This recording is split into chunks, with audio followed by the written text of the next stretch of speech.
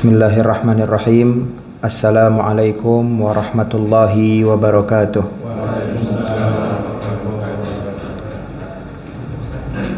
Alhamdulillahi rabbil alamin. Allahumma lakal hamdu syukra wa lakal mannu fadla wa anta rabbuna haqqa wa nahnu abiduka riqqa wa anta lam tazal lidzalika ahla. Wa nastaghfiruka ya hayyu ya qayyum wa salli wa sallim adada ilmika ala abdika wa rasulika wa habibika as-sayyidil ma'sum sayyidina Muhammadin wa ala alihi wa sahbihi ahli mahabbatih wa aslih syu'una ummatih wa farrij annal humum wal ghumum ya hayyu ya qayyum.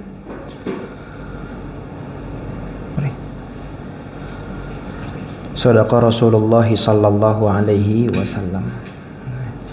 Alhamdulillah sudah kita dengarkan tadi ya sama-sama hadis yang diriwayatkan oleh Abdullah bin Amr bin al-As radhiyallahu anhuma.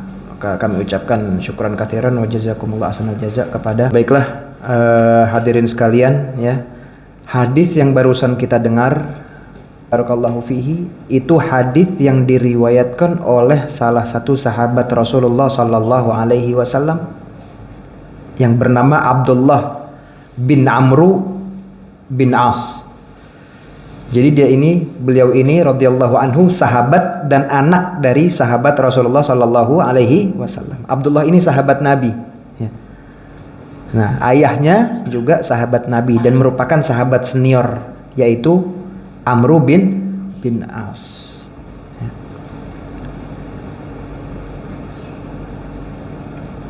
Al-Imam An-Nawawi dalam kitabnya Tahdzibul Asma' wal Lughat itu menyebutkan bahwasanya dari sekian banyak sahabat Rasulullah sallallahu alaihi wasallam yang bernama Abdullah itu ada kurang lebih 220-an. Ya, dari sekian banyak sahabat ya, Nabi besar Muhammad sallallahu alaihi wasallam yang bernama Abdullah itu ada berapa? Ada kurang lebih 220. Itu disebutkan oleh Al-Imam An-Nawawi dalam kitabnya Tahdzibul Asma' wal Lughat.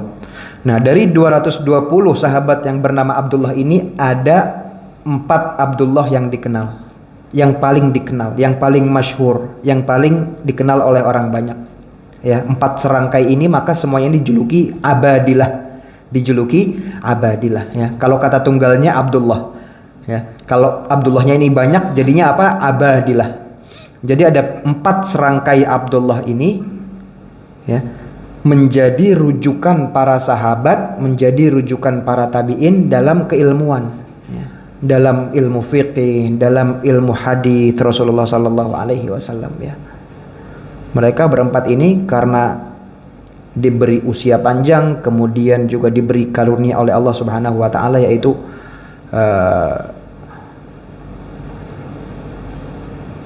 ulama hufaz ya.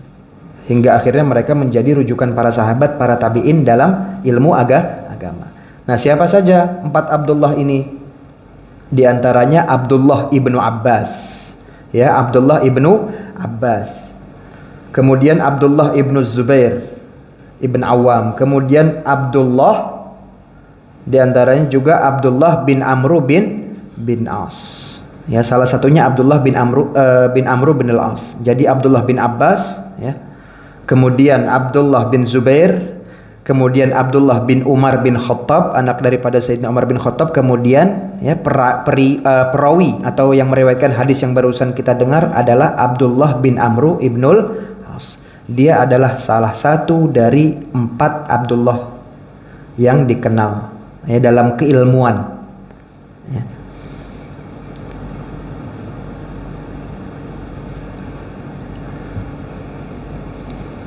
Ya, jadi kenapa ya setiap kita mengkaji hadis ya, setiap kita itu sama-sama belajar hadis, membaca hadis, itu diantara yang kita ambil ibrah, yang bisa kita ambil hikmah daripada hadis tersebut, yang bisa kita ambil pelajaran daripada hadis tersebut adalah biografi para sahabat yang meriwayatkan hadis Rasulullah Shallallahu Alaihi Wasallam. Ya, karena biografinya sahabat, kisah-kisahnya sahabat, ya, itu bukan sekedar atau bukan semata dongeng penghantar tidur, bukan. Ya. Dalam kehidupan mereka, ya, dalam perjalanan mereka, itu banyak sekali pelajaran, ibrah, hikmah yang bisa kita ambil. Maka dari itu banyak ulama yang mengarang kitab, ya, yaitu seputar biografi para sahabat, para tabi'in dan orang-orang soleh. Gitu. Maka kata Nabi besar Muhammad sallallahu alaihi wasallam, ashabi kan nujum bi ayyihim ihtadaitum bi ayyihim ihtadaitum. Kata Nabi besar Muhammad sallallahu alaihi wasallam, sahabat-sahabatku itu laksana apa? Bintang-bintang di langit. Siapapun yang engkau contoh, siapapun yang engkau tiru, siapapun yang engkau jadikan suri tauladan dari mereka, niscaya engkau akan ditujukan kepada jalan yang benar. Ya. Jadi Nabi Muhammad SAW itu memperumpamakan para sahabat sebagai apa? Bintang-bintang. Ya, kan kalau orang dulu itu belum ada Google Map. Ya. Jadi untuk mengembara, melakukan safar, ya, di padang pasir, mereka patokannya apa? Bintang. Ya, makanya kata Allah dalam Al-Quran, wa bin najmi hum yahtadun. Dengan bintang mereka itu bisa mengetahui arah. Maka kalau pada kesempatan, ya, yang lalu ketika Al-Fakir menggantikan Al-Walid, ya, Ki Haji Muhammad Nasir Zain, Al-Fakir sampaikan bahwasanya di antara sahabat yang paling banyak meriwayatkan hadis Rasulullah Shallallahu Alaihi Wasallam adalah Abu Hurairah. Betul ya, Pak? Ya. Ya. Hingga yang jumlah hadis yang diriwayatkan oleh Abu Hurairah itu berjumlah lebih dari 5.000 hadis. Lebih dari 5.000 hadis. Kira-kira ada nggak yang lebih banyak meriwayatkan hadis daripada Abu Hurairah radhiyallahu anhu? Nah, ternyata ada. Siapa itu? Beliau adalah Abdullah bin Amru bin As, sahabat yang meriwayatkan hadis yang barusan kita dengar. Ya, kata Abu Hurairah, tidak ada sahabat Nabi yang lebih banyak meriwayatkan hadis daripada aku. Kecuali siapa? Abdullah bin Amru bin As. Faqad kana yaktubu ma la aktub. Kecuali Abdullah bin Amru bin As, dia banyak tuh nulis hadis-hadis yang saya nggak sempat tulis. Ya, yang saya sempat kecolongan, nggak sempat tulis, dia tulis gitu. Jadi Abu Hurairah ini, ya, punya rival, ya, dalam meriwayatkan, dalam menulis hadis, ya, yaitu siapa? Abdullah bin Amru bin As. Ya. Tapi subhanallah, lihat, nggak ada di antara sahabat ini, ya, perasaan hasad, ya, perasaan hasud, perasaan hakut kepada yang lain. Kalau yang lainnya diberi kelebihan oleh Allah Subhanahu wa taala dalam suatu hal, ya, dalam beberapa hal diakui, ya. Lain dengan kita, mungkin kita melihat saudara-saudara kita yang unggul di atas kita, yang Allah berikan kelebihan yang tidak diberikan kepada kita, kita ada rasa apa? Hasud, hakut, waliyadzubillah. Ya. Tapi sahabat-sahabat Rasulullah sallallahu alaihi wasallam jauh daripada penyakit-penyakit hati tersebut, ya. Abu Hurairah mengakui ada yang lebih banyak dari saya, ya. Yaitu siapa? Abdullah bin Amr bin As yang meriwayatkan hadis yang barusan kita baca ini, ya. Kemudian juga masih, ya, kami ingat itu masih seputar biografi daripada Abdullah bin Amr bin As. Pernah guru kami di Madinah itu, beliau menyampaikan nikah muda, ya, itu kalau di negara Arab, ya, wabil khusus di Jazirah Arab, dan lebih khusus lagi pada zaman dahulu, ya, zaman Rasulullah Sallallahu Alaihi Wasallam, zaman para sahabat, nikah muda itu hal yang biasa, hal yang lumrah. Ya. Ini wallahu a'lam, mungkin Pak Dokter ada faktor iklim atau makanan gitu, ya. Jadi mereka itu usia balignya lebih cepat daripada orang-orang kita, orang-orang Asia, orang-orang Indonesia gitu. Maka disebutkan ya, di beberapa kitab tentang biografi Abdullah bin Amr bin As ini, sama bapaknya Amr bin As cuman beda 12 tahun. Subhanallah. Anak sama bapak selisih umurnya, selisih usia berapa? 12 tahun. Sebagian riwayat 12, sebagian 13 mengatakan, nanti bisa di cross check mungkin.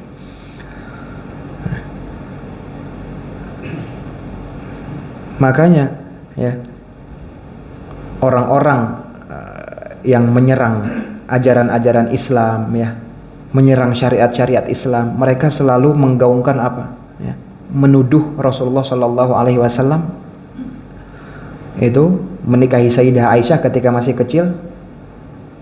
Berarti Rasulullah itu terkena apa? Kelainan, gangguan ya, suka sama anak kecil. Na'udzubillah min dzalik. Bisa bapak-bapak ya, cari di kitab sirah manapun ya. Sebenci-bencinya Abu Lahab, seingkar-ingkarnya Abu Jahal ya, dan musuh-musuh Islam yang lainnya di masa Rasulullah Shallallahu Alaihi Wasallam, tidak ada satupun di antara mereka yang pernah mencaci atau menyinggung Rasulullah Shallallahu Alaihi Wasallam perihal pernikahan beliau dengan Sayyidah Aisyah.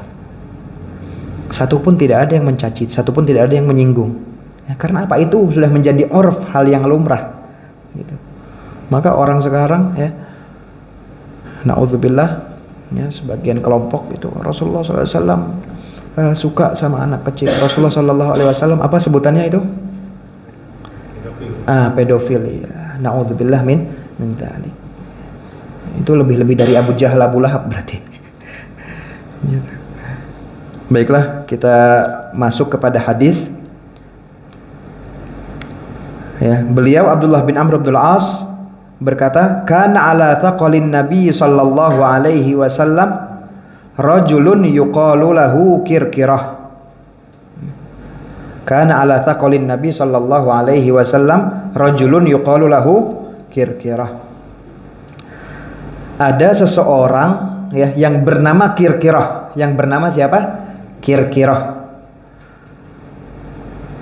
Beliau sempat di beberapa peperangan, di beberapa perjalanan yang dilakukan oleh Nabi besar Muhammad sallallahu alaihi wasallam, itu beliau yang bertugas untuk ya terkadang memegang tali kendali ontaknya Rasulullah sallallahu alaihi wasallam, sekaligus ya bertanggung jawab atas muatan barang yang dibawa oleh Nabi ya.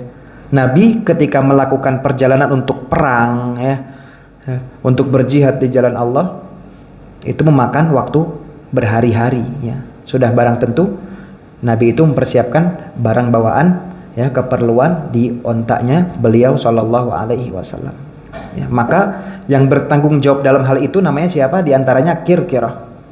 Jadi Nabi ada butuh sesuatu, butuh barang apa dalam perjalanan ya, beliau yang menurunkan, kemudian beliau pasang lagi muatan itu di atas pundak onta ya. Ala kulli hal ya, Kirkirah ini salah satu yang menjadi khadim Rasulullah sallallahu alaihi wasallam, pelayan Rasulullah sallallahu alaihi wasallam, wabil khusus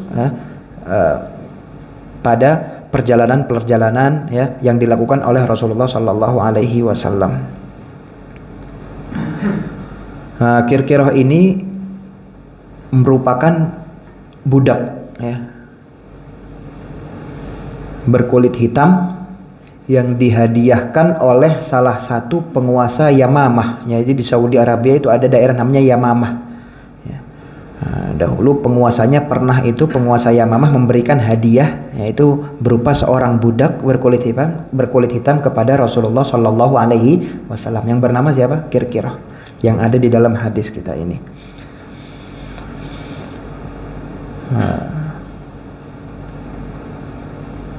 Akan tetapi ya, tidak selalu Rasulullah Shallallahu Alaihi Wasallam ini dalam perjalanan ya selalu yang menjadi pelayan itu Kirkirah, tidak ya. Jadi bergantian. Jadi Rasulullah Shallallahu Alaihi Wasallam itu punya khadim beberapa orang ya, tidak hanya satu.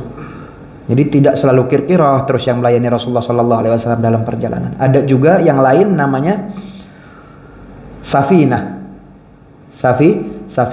ya, beliau juga banyak membantu, banyak melayani Rasulullah Shallallahu Alaihi Wasallam ya, dalam membawakan barang Rasulullah, membawakan keperluan Rasulullah Shallallahu Alaihi Wasallam dalam perjalanan ya.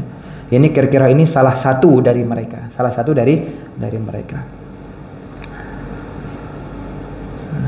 Jadi di antara khadim pelayan Rasulullah itu ada yang bernama Safinah. Nah, Safinah ini diceritakan oleh Al-Imam Az-Zahabi ketika Rasulullah wafat, meninggal, ya. Safinah ini tidak bisa terus tinggal, terus bermukim di Madinah dekat dengan jasad Rasul sallallahu alaihi wasallam. Enggak bisa move on, Pak. Ya, selalu dirundung kesedihan, ya. Selalu dirundung kesedihan karena wafatnya Rasul sallallahu alaihi wasallam. Oh, saya nggak bisa begini terus, gitu. Ya. Tetap cinta dalam hati, cinta Rasulullah sallallahu alaihi wasallam dalam hati beliau selalu ada. Ya. Akan tetapi beliau ini ingin mengembara, mencari suasana baru, ya, menghidupkan lagi girahnya, ya, menghidupkan lagi semangat hidupnya, ya, dan mulai move on gitu istilahnya. Jadi beliau ini melakukan perjalanan safar, ya, berlayar Safinah ini. Nah, dalam kitabnya Imam Az-Zahabi itu disebutkan dalam pelayarannya ini Safinah dihantam oleh ombak, ya, hingga akhirnya beliau tidak sadarkan diri, sadar ternyata beliau sudah ada di tepian laut, sudah ada di pantai. Dan ketika beliau melek, ya, membuka matanya perlahan-lahan, alangkah kagetnya mendapati di depan mukanya itu ada singa besar. Ya, ini yang cerita bukan Al-Fakir, bukan karangan Al-Fakir, tapi Al-Imam Az-Zahabi itu salah satu ulama yang hidup di zaman atau di abad ke-7. Dalam kitabnya beliau bercerita tentang Safinah ini, pembantu atau khadim Rasulullah sallallahu alaihi, dijumpai singa itu depan mukanya. Nah, kalau kita, kira-kira apa yang kita lakukan? Lari, ya udah nggak tahu kita. Ditatap orang kita salting, salah tingkah, ini singa gitu, begitu besarnya. Nah, kemudian apa yang Safinah katakan setelah melihat, menjumpai singa tersebut? Ana Safinah maula Rasulillah sallallahu alaihi wasallam. Wahai singa, saya ini Safinah, pembantu, pelayan daripada Rasulullah sallallahu alaihi wasallam. Maka singa tersebut to'a ra'sahu, menganggukkan kepalanya, kemudian membimbing, menunjukkan jalan ke pemukiman warga, ya. Kemudian menganggukkan kepala lagi, ya. Kata Safinah, anggukan kepala itu saya kira adalah ucapan salam. Subhanallah, tadinya mau diterkam, dimangsa, dimakan, tapi karena ana maula Rasulillah sallallahu alaihi wasallam, saya pembantunya Rasulullah, jadi macam-macam. Ada singa tersebut bukan makan, tapi malah nunjukin jalan ke pemukiman warga. Ini kisah nyata, itu semua karena keberkahan daripada baginda Nabi besar Muhammad sallallahu alaihi wasallam. Ya.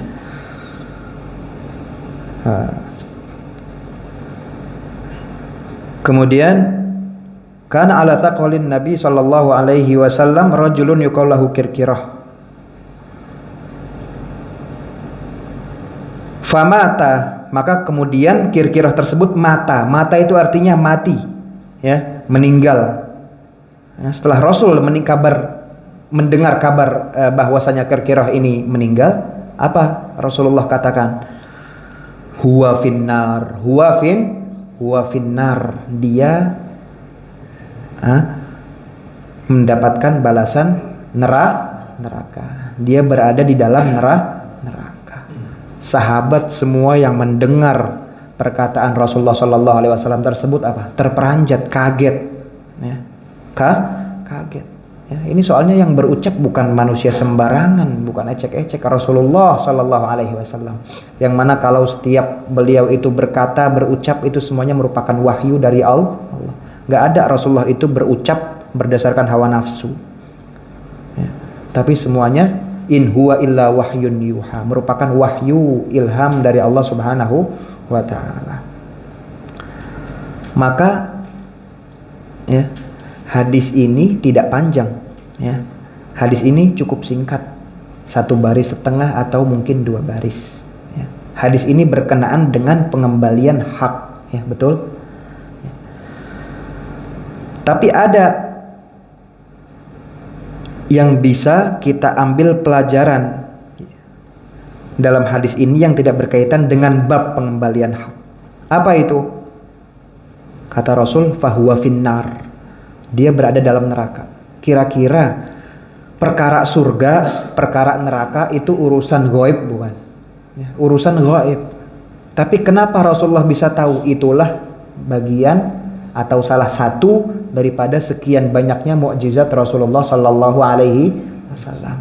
Pak, mukjizat Rasulullah sallallahu alaihi wasallam, beliau itu membelah bulan, beliau itu bisa meneteskan atau mengucurkan air dari jemarinya, Rasulullah itu bisa memperbanyak makanan yang sedikit. Itu hanya sebagian kecil dari mukjizat Rasulullah sallallahu alaihi wasallam yang kita ketahui. Ya. Banyak lagi mukjizat Rasulullah sallallahu alaihi wasallam, banyak. Salah satunya apa? Beliau mengetahui perkara yang gaib. Tapi sudah barang tentu semua itu dengan izin dan kuasa Allah Subhanahu wa taala. Kalau Allah mengkehendaki Nabi itu tahu perkara gaib, maka Nabi tahu. Tapi kalau Allah tidak menghendaki ya akan suatu perkara gaib, maka Nabi tidak tahu. Semua itu atas kuasa atau izin dari Allah Subhanahu wa taala. Di antara mukjizat Nabi apa? Tahu perkara gaib ya. Nabi tahu perkara yang akan datang di masa depan. Ya, itu semua bagian daripada mukjizat Rasulullah sallallahu alaihi wasallam. Banyak mukjizatnya. Dari mana kita bisa tahu ya, sekian banyak mukjizat Rasulullah sallallahu alaihi wasallam? Dengan kita mempelajari sirahnya, mempelajari perjalanan hidupnya ya, mempelajari biografi Rasulullah sallallahu alaihi wasallam dari beliau lahir sampai beliau wafat. Akan kita jumpai, akan terungkap di situ banyak mukjizat Rasulullah sallallahu alaihi wasallam. Ya, termasuk ya mungkin bapak-bapak belum pernah dengar Nabi itu bisa melihat apa yang di belakang beliau sebagaimana beliau itu melihat hal-hal yang ada di depan mata. Dari mana kita tahu? Dalam Sahih Al-Bukhari. Ya, di kitab Sahih Bukhari pernah Rasulullah sallallahu alaihi wasallam suatu ketika mengimami para sahabat salat. Selesai salat Nabi negor. Idza raka'tum fa'atimur ruku'. Kalian itu kalau ruku' yang baik, yang sempurna. Wa idza sajadtum fa'atimmus sujud. Kalau sujud itu sujud yang baik, sujud yang sempurna. Kemudian apa kata Nabi? Fa inni arakum min wara'i. Ya, karena sesungguhnya aku ini bisa melihat kalian dari belakang. Jadi Nabi tahu apa yang ada di belakangnya sebagaimana beliau itu bisa mengetahui hal-hal yang ada di depan. Jadi dari hadis-hadis, dari sirah, dari sejarah Rasulullah sallallahu alaihi wasallam akan terungkap di situ banyak sekali mukjizat Rasulullah sallallahu alaihi wasallam. Ya, maka sahabat kaget, wah. Nabi bisa melihat hal-hal yang ada di belakangnya. Nah, itu juga merupakan salah satu mukjizat daripada Nabi besar Muhammad sallallahu alaihi wasallam. Maka hal-hal gaib yang Rasulullah kabarkan ya, hal-hal gaib yang Rasulullah sabdakan itu kita sebagai orang mukmin, orang muslim apa? Wajib ya, mengimani atau mempercayainya. Karena bagian dari keimanan kita kepada Rasulullah sallallahu alaihi wasallam adalah tasdiquhu fi ma akhbar. Apa yang dikabarkan Rasulullah, apa yang disampaikan Rasulullah kita harus mengamini, kita harus mempercayai, kita harus meyakini. Ya. Makanya Sayyidina Abu Bakar As-Siddiq ya, Abu Bakar itu As-Siddiqnya itu julukan dari Nabi sallallahu alaihi wasallam. Kenapa dijuluki As-Siddiq? Karena selalu membenarkan Rasulullah sallallahu alaihi wasallam. Apa yang Rasulullah kabarkan, Abu Bakar As-Siddiq percaya. Abu Bakar As-Siddiq beriman. Abu Bakar As-Siddiq meyakini. Ya. Sebagaimana ketika peristiwa Isra wal Mi'raj. Kira-kira siapa yang percaya gitu? Rasulullah ya.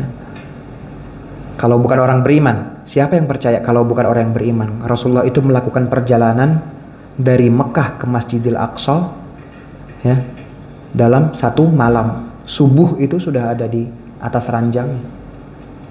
Udah ada pesawat belum pada zaman itu? Nggak ada. Mobil, motor, kapal laut nggak ada ya. Maka kaum kafir Quraisy mencemooh, menghina, mengolok-olok Nabi. Tapi ada orang yang membenarkan, meyakini apa-apa yang dikabarkan oleh Rasulullah sallallahu alaihi wasallam, yaitu salah satunya Abu Bakar As-Siddiq.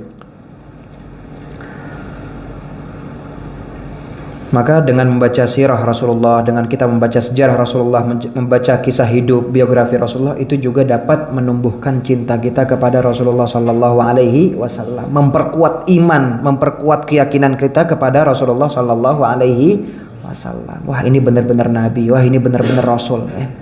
Kalau bukan Nabi, kalau bukan Rasul, kalau bukan utusan Allah, nggak mungkin begini itu. Ya, dengan apa kita memperkuat, mempertebal keimanan kita, ya, rasa cinta kita? Dengan banyak mengkaji, membaca sirah Rasul Sallallahu Alaihi Wasallam, membaca hadis Rasul Sallallahu Alaihi Wasallam.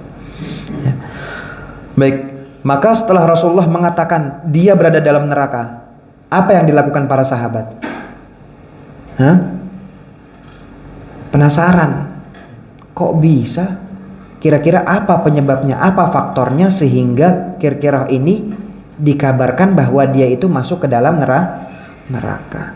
Fadhahabu yanzuruna ilaihi, ya, mereka semua beranjak pergi, ya, untuk apa? Cari tahu, ya, untuk cross check apa kira-kira penyebabnya ini. Kenapa mereka itu beranjak kemudian mencari tahu, ya? Bukan untuk mencari-cari aib saudaranya, bukan untuk mencari-cari kesalahan, ya, kekurangan kemudian untuk mereka goreng, mereka gunjing, mereka gibah, bukan, ya. Kayak model-model apa sekarang netizen, bukan. Mereka semua mencari tahu, ya, apa faktornya, apa penyebabnya agar mereka tidak melakukan atau mereka tidak terjerumus kepada hal yang sama. Ya. Kalau orang sekarang kan beda, ya. Cari-cari kesalahan orang, cari-cari kekurangan orang, ya, untuk mereka apa? Sebarluaskan, untuk mereka gunjingkan, untuk mereka olok-olok. Ya, maka kita harus berhati-hati. Ya. Kalau zaman sekarang itu gunjing, ya, gosip itu nggak harus dengan mulut, tapi sekarang udah bisa pakai jari, ya kan? Tapi secanggih-canggihnya alat digital, ya, secanggih-canggihnya handphone, tidak lantas membuat kita itu lolos dari perhitungan, dari hisab, dari pertanggungjawaban di hari kiamat. Nanti di hari kiamat yang diberi kemampuan Allah untuk memberi kesaksian itu bukan mulut doang, ya, bukan hanya mulut, tapi juga semua anggota badan kita, termasuk jari jemari ini, termasuk jari jemari. Tapi fair, ya, kalau jari tersebut melakukan kebaikan, dia bersaksi akan kebaikan-kebaikan yang kita lakukan. Ya, sebagaimana sabda Rasulullah Sallallahu Alaihi Wasallam kepada istri-istrinya, Rasulullah pernah berpesan, "Alaikun nabit tasbih." Hendaknya kalian memperbanyak tasbih, subhanallah subhanallah. Wa'qud nabil anamil, hitung tasbih tersebut dengan menggunakan anamil kalian. Anamil itu artinya ini. Ya, satu jari ini ada 3 anamil, 3 unmulah, 1, 2, 3.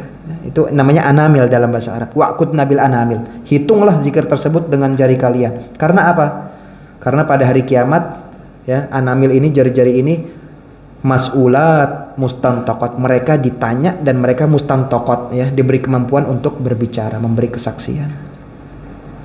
Nah, itu. Jadi kalau sekarang itu banyak kesaksian palsu, ya, saksi bisa disogok, saksi itu bisa dibungkam pakai uang, pakai harta, nanti hari kiamat semua itu nggak berlaku. Ya.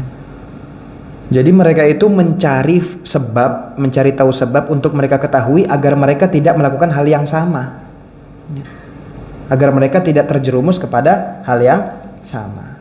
Nah, inilah luar biasanya sahabat Rasulullah Sallallahu Alaihi Wasallam. Mereka kepo, tapi keponya bermanfaat. Besar ingin tahunya, tapi ingin tahu terhadap ilmu, ingin tahu terhadap kebaikan. Ya. Maka mereka setiap kali Rasulullah Sallallahu Alaihi Wasallam berkata, si A atau si Fulan itu penghuni surga, mereka langsung cari tahu apa nih kira-kira amalan yang sampai-sampai Rasulullah bisa mengabarkan bahwa dia itu penghuni surga. Untuk apa? Untuk mereka tiru, mereka contoh, mereka amalkan, sehingga mereka juga bisa mendapatkan surga. Begitu pula kalau Rasulullah Sallallahu Alaihi Wasallam mengkabarkan, oh si B di neraka, si Fulan di neraka, mereka juga langsung cari tahu. Untuk apa? Yaitu tadi, untuk menjauhi perbuatan tersebut, ya, agar mereka tidak menjadi golongan orang-orang yang masuk ke dalam neraka. Ya, inilah mereka para sahabat Rasulullah Sallallahu Alaihi Wasallam. Ya pernah juga ya kisah ya, cerita Rasulullah pernah nih duduk-duduk dalam satu majelis dengan para sahabat. Kemudian datang ya, orang ya, berjanggut ya, usai melaksanakan wudhu. Rasulullah berkata, nah, datang nih kepada kita laki-laki penghuni surga. Coba bayangkan bagaimana kalau kita di posisi laki-laki tersebut, diberi kabar surga ketika dia masih hidup di dunia. Alangkah senangnya kita ya. Yang mengabarkan bukan orang sembarangan, bukan kiai lagi, bukan ulama lagi, bukan habib lagi, Rasulullah Shallallahu Alaihi Wasallam. Sahabat kaget, terpukau, wah apa nih amalannya kira-kira. Udah berlalu hari tersebut, esok hari berkumpul lagi ya, ada kumpul-kumpul Rasul dengan para sahabat. Datang laki-laki yang sama, Tola'a alaina rajulun min ahlil jannah. Oh, datang lagi tuh laki-laki yang kemarin ya, sang penghuni surga ya. Sahabat nih makin penasaran.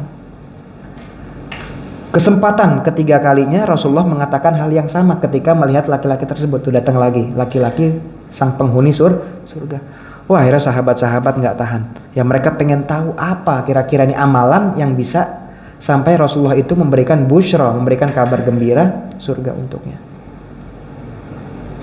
Maka salah satu sahabat yaitu Abdullah bin Amr bin Al-As ya, yang meriwayatkan hadis ini, itu beliau menguntit laki-laki tersebut. Ya, menguntit untuk apa? Minta izin, saya tertarik, saya ingin bermalam di rumah Anda, gitu. Saya sedang ada konflik di rumah, saya ingin bermalam di rumah Anda mungkin barangkali 3 hari. Ya. Maka laki-laki tersebut mempersilahkan, iya silahkan. Maka Abdullah bin Amr ini yang meriwayatkan hadis kita ini nginep di rumahnya. Untuk apa? Mengawasi apa amalan yang dia lakukan tapi saya nggak lakukan gitu. Sampai-sampai Rasulullah memberikan kabar gembira surga. Siang, pagi, sore, malam itu dipantengin terus sama Abdullah bin Amr bin Al-As. Ya. Kayaknya amalannya biasa-biasa aja dalam hati Amr bin Al-As. Dalam hadis begitu. Ya. Hampir-hampir kata Abdullah bin Amr bin As, hampir-hampir saya ini menyepelekan dia, meremehkan amalan dia. Karena saya lihat zohirnya biasa aja. Dia sholat sunnah, saya juga sholat sunnah. Ya. Dia sholat tepat waktu, saya juga sholat tepat waktu. Dia sholat jamaah, saya juga sholat jamaah. Gitu. Nggak ada amalan yang beda.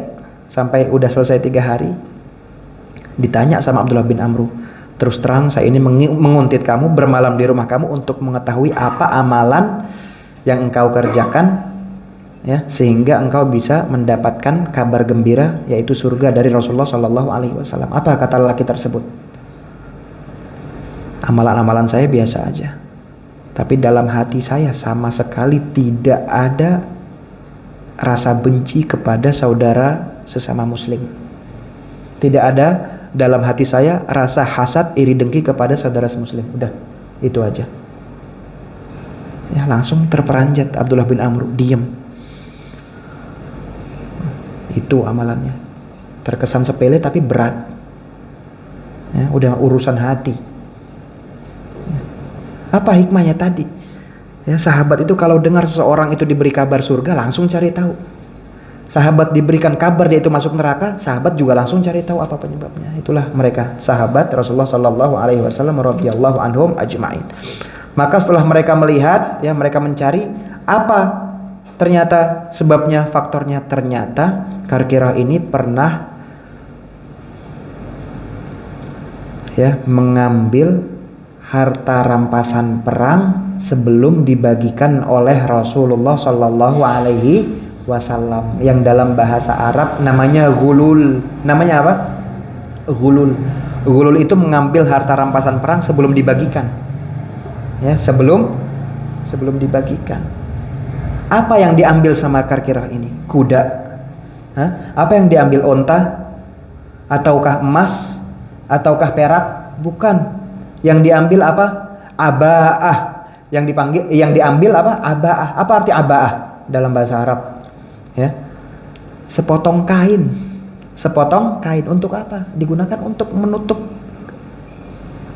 badannya, untuk dikenakan menjadi pakaian ya. Bukan onta, bukan kuda, bukan emas, bukan perak, bukan berlian, tapi sepotong kain. Karena sepotong kain, ya, beliau dikabarkan berada di dalam neraka. Tapi ini bukan masalah kecil besarnya, ya. Bukan masalah sedikit banyaknya, tapi tetap saja itu, ya, bukan hak si Karkirah itu. Ya. Ini kan harta rampasan belum dibagikan. Artinya kalau dia ambil, itu berarti dia mengambil atau memakan hak yang bukan miliknya. Bisa jadi sepotong kain tersebut bukan hak dia. Bisa jadi itu haknya si fulan, haknya si fulan. Tapi dia mengambil, ya, dia mencuri start sebelum dibagikan. Maka gulul ini, ya, mengambil harta rampasan perang sebelum dibagikan oleh pemimpin, itu ulama semuanya ijma, ya, semuanya membuat konsensus, yaitu hukumnya adalah merupakan kabair, dosa besar. Dosa besar. Mau yang diambil itu sepotong kain, mau yang diambil itu satu buah bajunya atau celana, itu hukumnya minal kabair, dari dosa besar. Ya.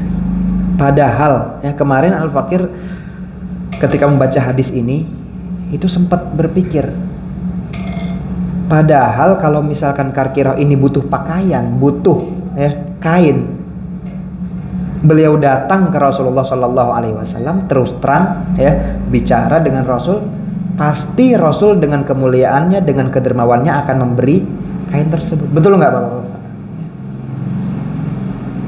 Rasulullah orang yang dermawan, baik, ya.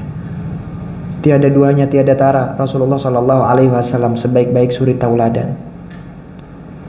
Ya, kemarin sempat terpikir sama Fakir gitu, kenapa dia ini nggak datang baik-baik ke Rasulullah berbicara, dia itu butuh pakaian. Ya.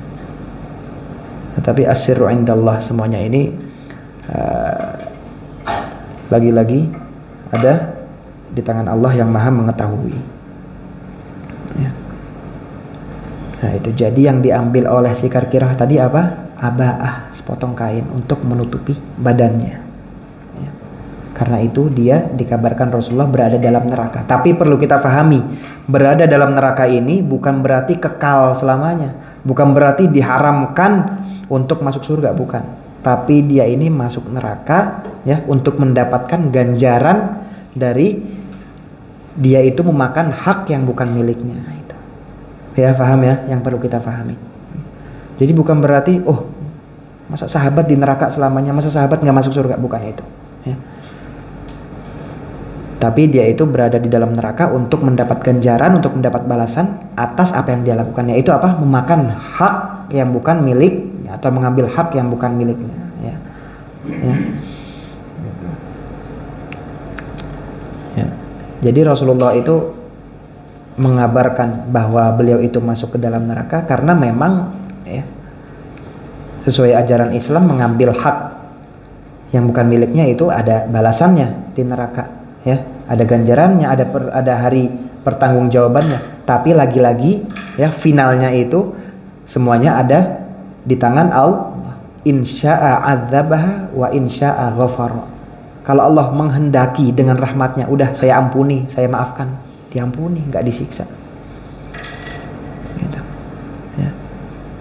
Jadi bukan berarti Karkirah ini kekal dalam neraka, tidak dimasukkan ke surga, ya, bukan. Tapi untuk mendapatkan balasan. Tapi lagi-lagi itu semua tahtal masyiah. Kalau Allah menghendaki membalas, membalas. Allah menghendaki dihapuskan, dimaafkan, dimaafkan. Allah afuun yuhibbul afwa fa'fu anna ya karim, fa'fu anna ya karim. Jadi, ya, jangan kita lihat kecil besarnya, jangan kita lihat sedikit banyaknya. Yang namanya hak orang lain tetaplah bukan hak kita. Ya. Dalam riwayat lain, ya, Rasulullah Shallallahu Alaihi Wasallam bersabda,